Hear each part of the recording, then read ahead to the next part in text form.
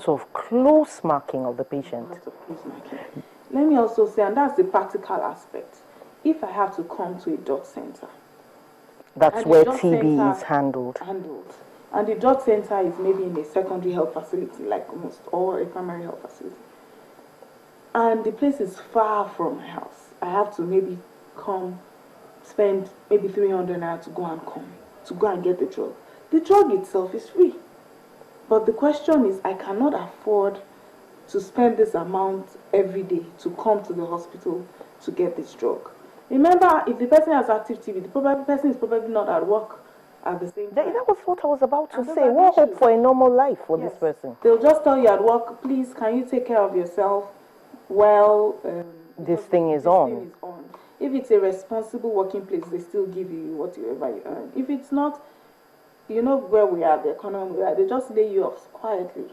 And the stigma associated with it, you may not even want the work to know you have TB.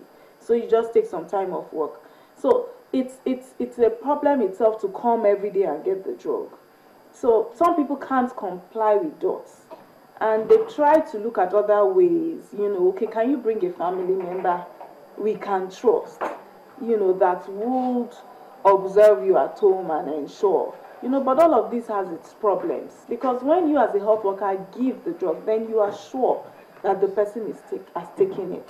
And you can go on for 2 months and be sure that this person is less infective. And you can then take the other 6 months by yourself at home. But you don't ever consider hospitalization for somebody who is suffering from this? Well, it's not cost effective to hospitalize the person either.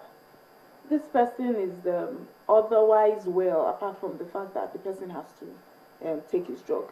If you have TB with another, it's so bad. The person can't breathe because the lungs are flooded with fluid, or the person can't walk because it can affect, remember, not just the lungs, it can affect the bones, it can affect the brain, it can go to all organs of the body. Yes, you were talking about pulmonary tuberculosis. Does it mean that there are other types of tuberculosis, or it starts from the lungs and moves on to the other organs? There are other types of tuberculosis. Pott's disease, when it affects the spine, you can have in the brain, you can have in the meninges. And in that case, the person will be negative when you check the sputum or you do a chest x-ray. There's no sign of tuberculosis. So how is one supposed to pick it up in time if it affects other organs? That's when you clock the patient and you take the history. Then the person says, I have a complaint in my spine, there's a swelling there. Then immediately you go there, you can do an x-ray of that part, or you can take a sample of that part, and then you see that the person has tuberculosis. I've often wondered what would be the implication of having a baby in the womb, a pregnant woman having tuberculosis. What would be the implication on the unborn child? TB would not spread to the unborn child in the uterus because the most common spread is when you inhale it or when you ingest it. However, you have to be conscious of, if a woman has TB, you have to treat her even though she's pregnant. So you know the kind of drugs you give her and when you give her the drugs. When the baby is born, you know there's going to be close contact. And therefore, that child can be born and inhale from the mother very naturally. So a baby is also treated with one of the drugs when the baby is born, prophylactically. That's as a method to prevent it. So you give the baby that singular drug for 6 months while continuing to treat the mother. That way you prevent the mother from spreading it to the child. You said that treatment of tuberculosis takes 6 months. Yes. That's the modern day time. Yes. I always thought that was in the olden days, in the days when they called it consumption, that it took 6 months. How long did it take before? Let's see whether we've really improved. Before, it took 8 to 9 months. So 6 months now is a lot shorter. I mean, it's 2 months intensive and then 4 months for the remaining course. And if the person is not, if you have treatment failure, the person does not convert. Because after you do it for 2 months, you must check the sputum and run the test and see that the person has become negative. If the person is not negative, then you have to extend the treatment. So for starters, that's what you do. But we have to get to the point where the person converts and is negative and completes the drug well again before you can certify that the person is well. So when treatment is over, is there any permanent damage from the infection, or is all infection and all damage reversed? So when the person is treated and the person becomes negative, the person is unable to spread the disease and does not have active TB anymore. The lungs can get better, they get better with time. If you have damages where it affected the bones and because of that there was a fracture, what you can do is rehabilitate the person and try to get the person back into normalcy. So there are some things that may have caused the damage and caused the fracture and all that. Like in the bone? Like in the bone. But you will see that even somebody with Pott's disease, the one that affects the bone, the person comes into the hospital bent. And as the person gets better, TB is one of those diseases that is very remarkable if you get treatment. You would see the person straighten up back and the spines will straighten back.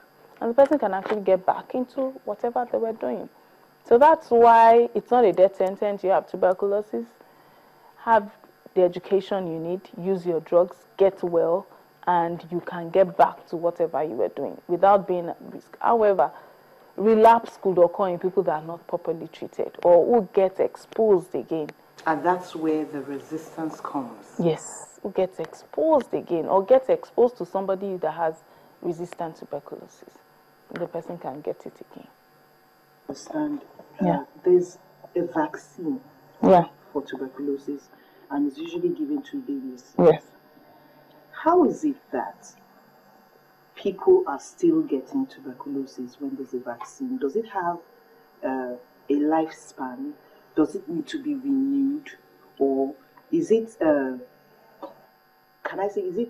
are adults immune to the vaccine? Can you marry this together?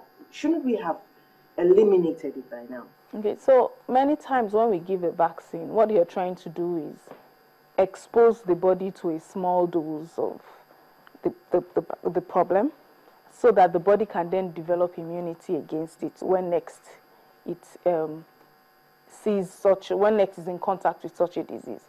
So in the case of giving BCG, which is what we give to newborns to prevent tuberculosis, what it does is the body, you're not giving, the full-blown infection or the organism. You're just giving a small dose. So if the body gets in contact with it again, because you've been vaccinated, you are better immune against it, not completely immune against it. Some vaccines can do that, not all. So get the BCG vaccine, but you still need to protect yourself. And that's why even when you inhale tuberculosis, it becomes a latent form and it does not become active.